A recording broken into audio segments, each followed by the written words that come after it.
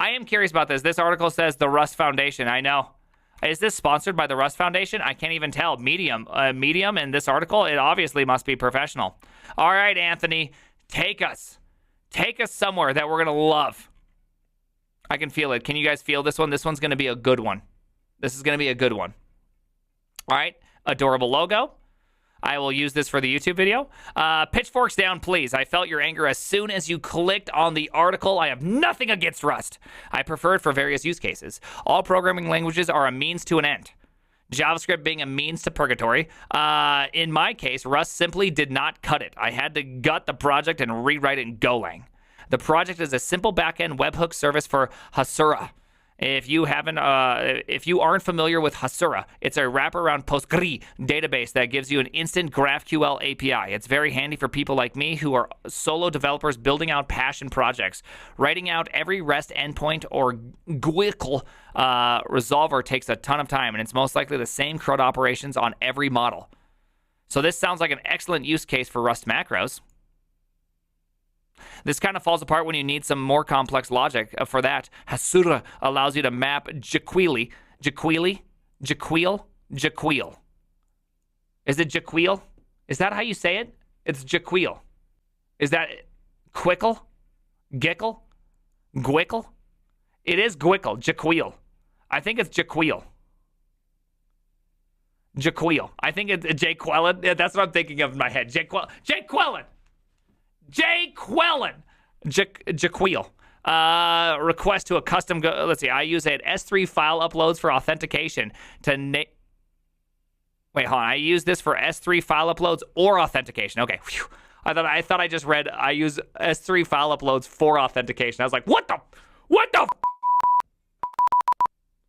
got me all hot and bothered. All right. One problem, dependency injection woes. Okay, Rust dependency injection story is an interesting one. As soon as you ask for a concrete type, okay, you have to pass an instance of the database to do stuff. No exceptions. This is what traits are for. This is what traits are for. You can't subclass database. Duh. You trait it. Subclass is literally not a concept in Rust. So if you were a programmer who didn't test their code, then this would be perfectly fine. That's what traits are for. In reality, you are really ever going to have one implementation of a database, so there's no reason to make this function to take anything other than a database. On top of that, so one thing that is kind of interesting is that in this Zero to Production book, right here, Zero to Production with Rust, he actually kind of goes over this, and one kind of the strategy that I'm just getting into testing with the database, how he does it with Diesel, is that he actually throws up a Docker instance and uses Diesel there so he can create and hydrate a perfect state, do the test, ba-bam, ba-bing, it's gone, that's that. And so, yeah, is this a problem? Who's Diesel? Rust Diesel, you don't know. And as testers, we have to write the function signature. Database needs to be a trait, and then we have to take that trait and we need to implement it on our mock objects. Okay, that's not so bad. In fact, I'm doing essentially the same thing in Golang. So where does this actually fall apart? Again, I don't even know if you need to do that, right? I think you could get away without doing this ever at all for any reason. Maybe for S3 you'd want to do it because S3 obviously you got some issues there.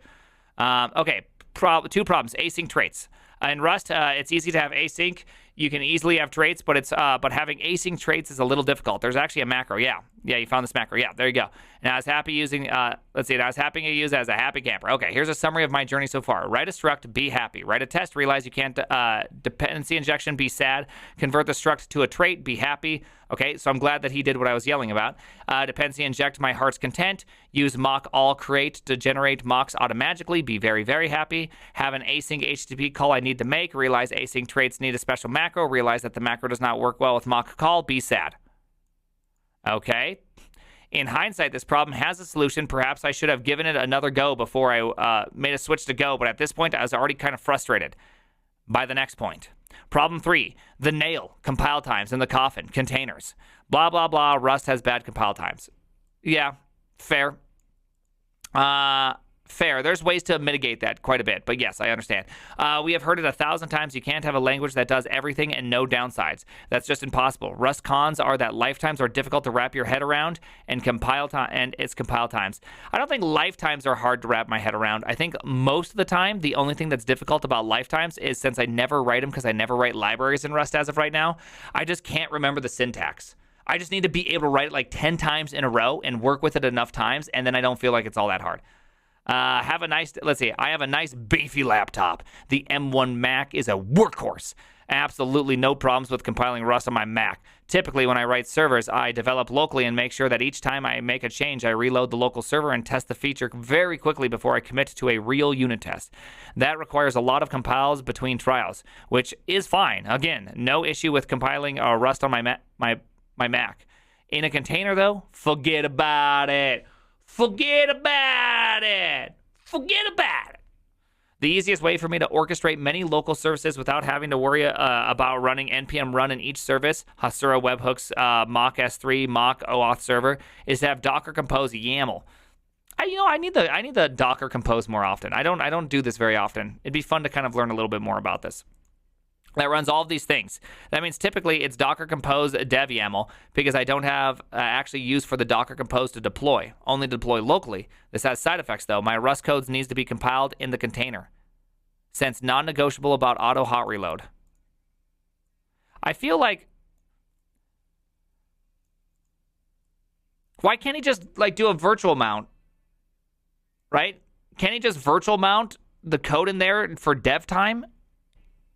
And then just do incremental compiles? Is that fair? Is that a fair critique of this? Because that kind of always seems like when you do dev stuff, it's fine to have any sort of virtual stuff, right? And then when you do the production stuff, you can't, right? And then you just make it good. Containers are slow on Mac still, right? I have no idea. I have two options: either throttle my whole computer by spinning up a massive image for Rust to compile in, or deal with 3-minute plus compile times. I really do feel like having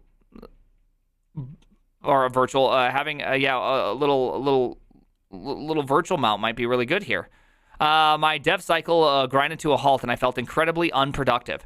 I tried changing my workflow to write code and tested before manually testing, or to not use auto hot reload, but I felt crippled. I just couldn't do it. Finally, I bit the bullet and switched to Go. You will be missed, Rust. I greatly enjoy writing Rust code. I find it beautiful and expressive, utilitarian, yet elegant. I know most of those words in that sentence.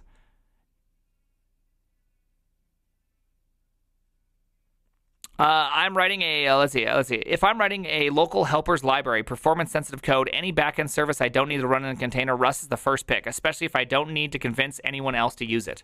If anyone has any solutions to my problems, especially the last one, please let me know. I'd love to go to get Rust back into this project. I'm willing to revert back to the old version and bring it up to parity. So to me, yeah, okay, so that's cool. I mean, I get why you'd want to do Go. Go has incredible compile times. I think we can all agree to that. One of Go's biggest strengths is its simplicity at the sake of expressiveness, which sometimes can be quite annoying, but nonetheless, it's very simple, which means that it's extremely simple to compile, which means that like compiling from scratch takes like nothing. Right? It takes like nothing at all. And then you get a little bonus telemetry so that Google can know that you're writing Go, so that when the future AI takes over, they know who to execute and who not to execute. You know, those dirty Rustaceans, they're going to get them all, okay? They're going to get them all. If you're not writing Carbon and you're not writing Go, I'm sorry, you're out, okay? You're out. Yeah, I don't know how to do an intermediate container or whatever you're talking about. I got my first job last year as a mobile dev, primarily front end, and wanted to transition back end because I feel there are more opportunities. Do you have any suggestions for your first steps? The simplest way to transition at your job is to transition at home. And what I mean by that is that if you're not practicing those skills at home, if you're not just crushing it at home, you're not going to be able to just walk into your job and start doing that. And so you should always do it at home first, right? Meaning start building projects out, become really, adept at what you're doing. Maybe even learn some Rust. You know what I mean? And once you get good at Rust, you'll be able to, make these arguments. You know what I mean?